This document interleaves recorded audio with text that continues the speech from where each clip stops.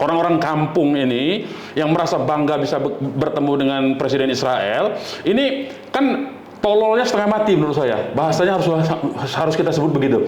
Ini orang-orang betul-betul tidak memiliki rasa kemanusiaan. Tobatlah saudara, tobatlah Anda itu. Kalau Anda tobat, mudah-mudahan Allah mengampuni Anda. Tapi kalau Anda tidak tobat, tanggung akibatnya. Cabut itu Menteri Perdagangan. Anda bertanggung jawab dunia akhirat kalau tidak mencabut itu sekarang. Anda itu Menteri Perdagangan negara Indonesia, di mana Indonesia itu mengecam keras penjajahan di atas muka bumi. Harus cabut sekali lagi keputusan Menteri Perdagangan tahun 2001.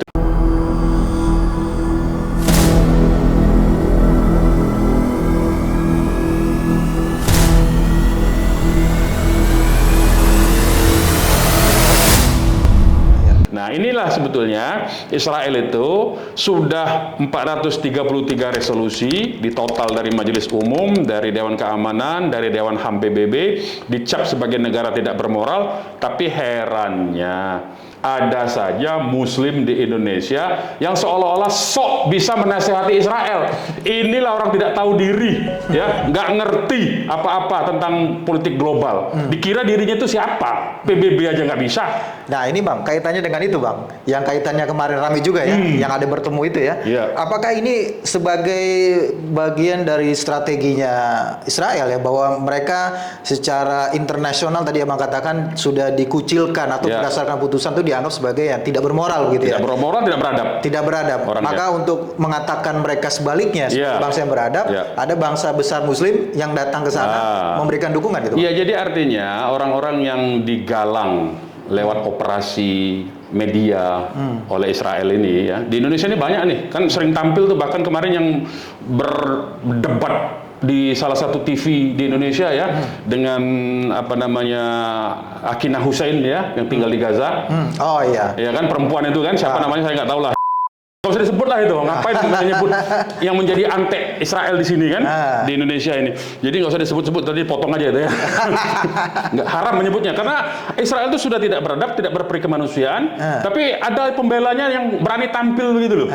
Pede sekali bahwa Israel itu menyatakan. Jadi ini operasi sebetulnya secara garis besar Israel itu memiliki program yang dibawa pemerintah resminya itu, yaitu operasi intelijen dalam bentuk operasi media dan operasi pemutarbalikan fakta serta operasi pembentukan opini disebutnya itu.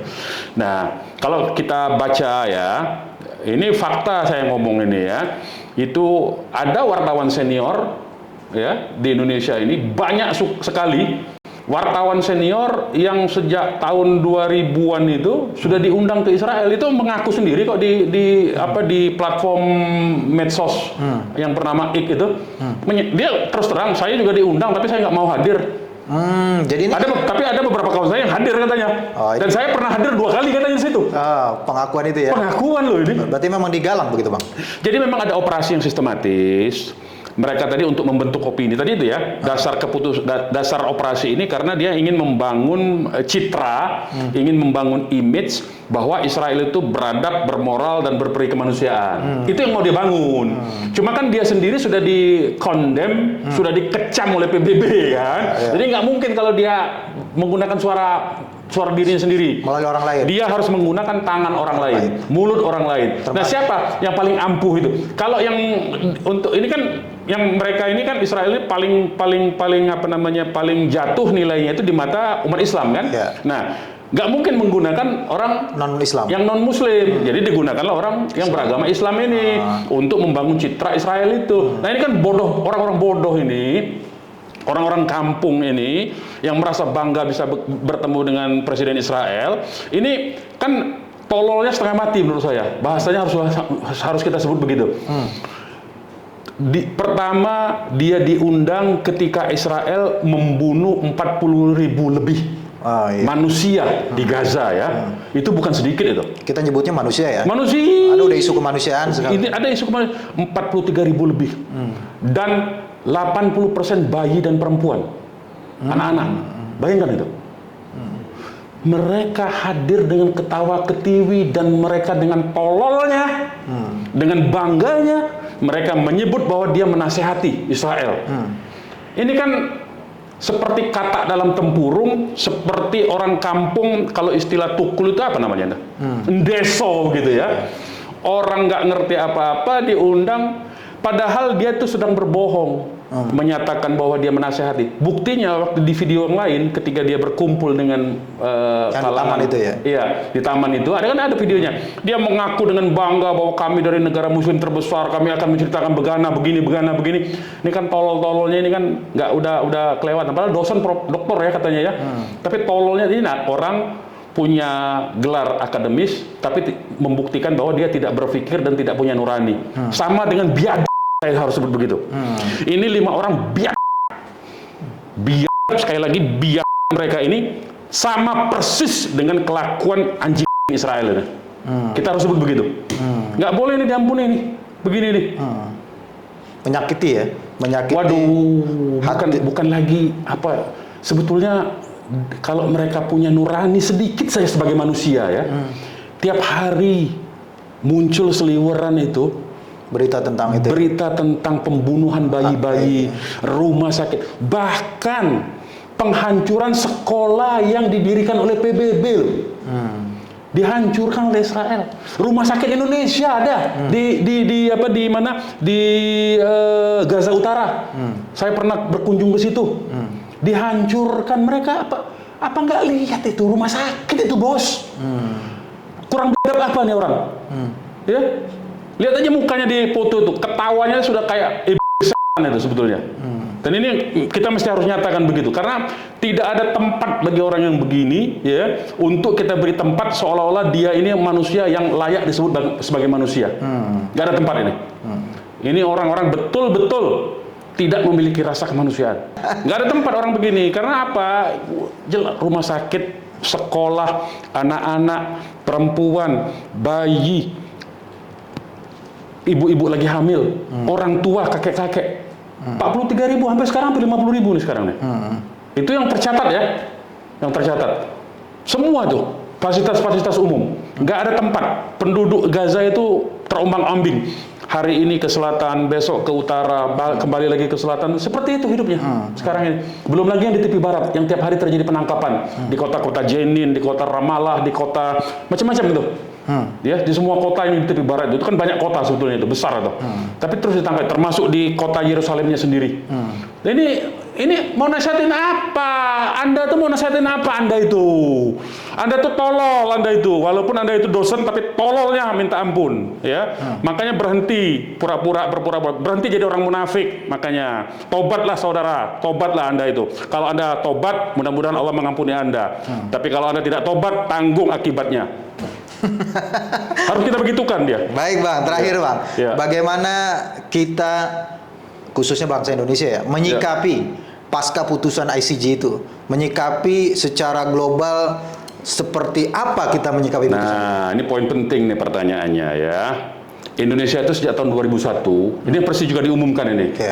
Sejak tahun 2001 Indonesia itu membuat surat keputusan Menteri Perdagangan dan Perindustrian waktu itu. Ya. Itu yang tanda tangan sekarang yang menjabat sebagai Menteri Segala Urusan. Pada saat itu dia menjabat Menteri Perdagangan dan Perindustrian.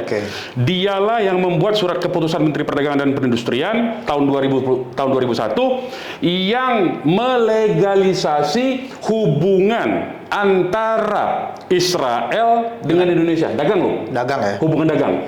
Itu satu. Itu sebagai sebuah pemerintah di mana menteri luar negerinya bersusah payah melakukan lobby-lobby, bahkan memberi keterangan di ICJ juga kan, itu memberi keterangan, itu membela Palestina. Seharusnya Indonesia mencabut keputusan Menteri Perdagangan tahun 2001. Apalagi yang sekarang menjabat sebagai Menteri Perdagangan itu adalah dari partai yang mengaku-ngaku partai yang mengakomodir atau basisnya komunitas Islam. Itu harus ditegaskan itu. Ya, Menteri Perdagangan cabut tuh sekarang. Masih aktif peraturan itu, Bang? Peraturan masih aktif itu. Itu satu yang mesti dilakukan. Tadi pertanyaan oleh pemerintah kan, oleh negara kita kan.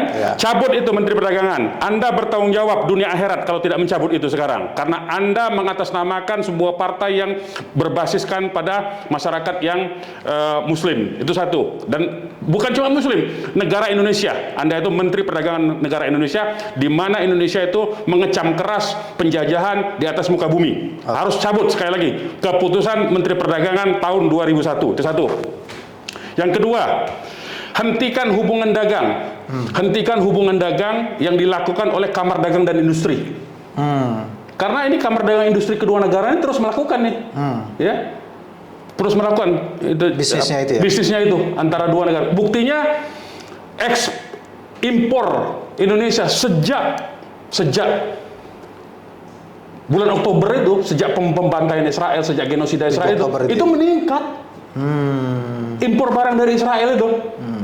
Ya, jadi Kadin, Menteri Perdagangan, Anda bertanggung jawab dunia akhirat kalau Anda tidak menghentikan itu. Itu yang kedua, ya.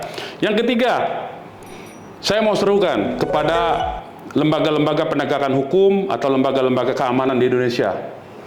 Ini lembaga-lembaga keamanan kita ini, institusi-institusi keamanan dan institusi hukum Indonesia, itu setiap tahun membeli peralatan yang disebut dengan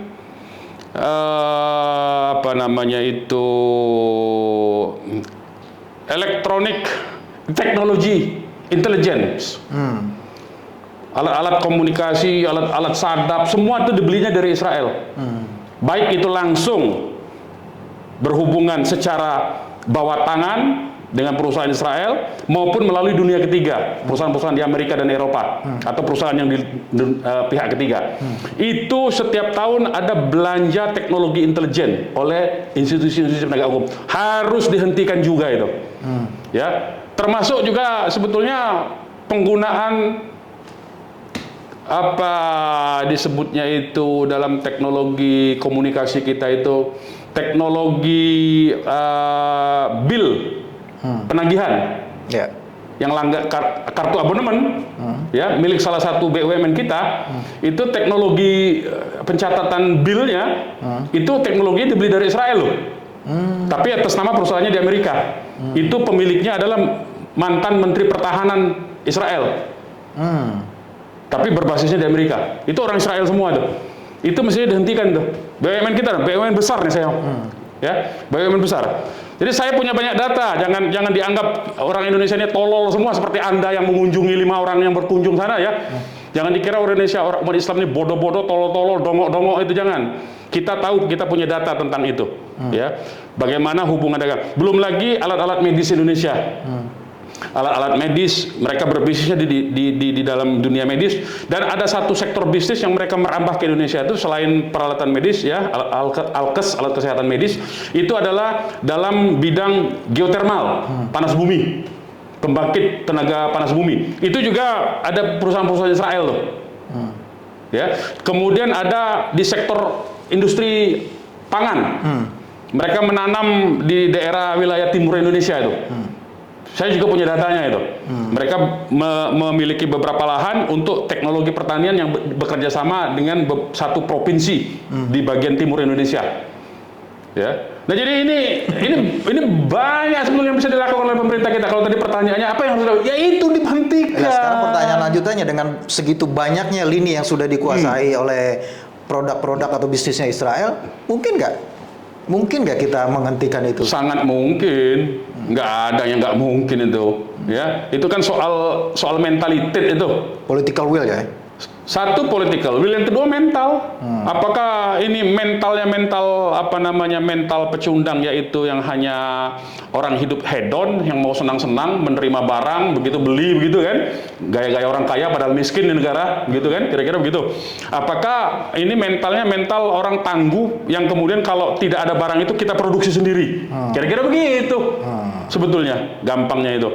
Karena kan sebetulnya ada APBN yang bisa ditanamkan, daripada menanamkan uangnya ke IKN 500 triliun, lebih baik dibikinkan industri yang untuk menghentikan yang kita tidak Produk yang kita tidak beli lagi dari Israel, kita produksi sendiri dengan membuat industri. Cukup itu 500 triliun. Cukup ya? Cukup, sangat lebih bahkan. Ya. Ya. Nah, ini soal mindset, soal mentalitas ya, soal kemampuan orang berpikir geostrategis dan geopolitik global sebetulnya. Ya. Kalau memang orangnya orang kampung tadi ya, orang biadab yang tidak punya rasa kemanusiaan, ya dia akan ngikut aja itu apa kemauan Israel itu akhirnya. Jadi penjilatnya Israel dia begitu. Baik, Bang. Makasih, Bang, penjelasan Sama-sama. yang begitu panjang dari kita bahas ICG sampai nyambung ke aspek-aspek lainnya gitu. Karena berkaitan erat itu. Ya, itu kembali karena ada kaitannya. Ada kaitannya itu. Putusan ICG, betul. hubungan Harus diimplementasikan kan, Ya. makanya putusan ICG itu memerintahkan menyebut bahwa Israel itu legal, mengembalikan semua pemukim Palestina ke rumahnya masing-masing dan memperbaiki. Nah, karena Israel tidak melakukan itu, makanya kita yang harus bertindak. Bertindaknya apa? Ya hentikan tadi yang semua saya sebutkan tadi. Semua supaya, negara ya. Supaya dia punya daya paksa. Oke, gitu baik. loh, maksudnya itu. Baik, Bang. Terima kasih Bang Munarman atas penjelasannya. Sama-sama. Ya. Makasih juga sahabat Halo Pengacara yang sudah menyaksikan video ini sampai dengan selesai. Jangan lupa dukung terus Halo Pengacara, subscribe YouTube channel Halo Pengacara, dan sekali lagi terima kasih. Assalamualaikum warahmatullahi wabarakatuh. Waalaikumsalam warahmatullahi wabarakatuh.